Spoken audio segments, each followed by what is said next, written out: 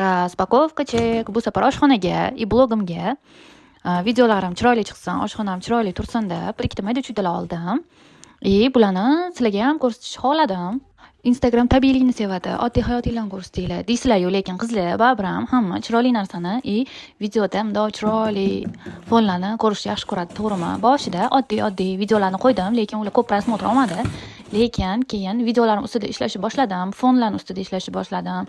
Bir ikkita mayda chuydalar sotib olganimdan keyin blogimda prosmotrlar uchishni boshladi.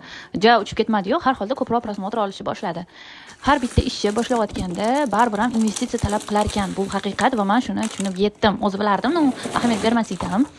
O'shaning uchun ham bu yog'iga videolarim yana ham chiroyli chiqsin, estetichniy bo'lsin, ko'rgan odam bunday voy deb tili yayrasin deb chiroyli narsalar olishga harakat qildim.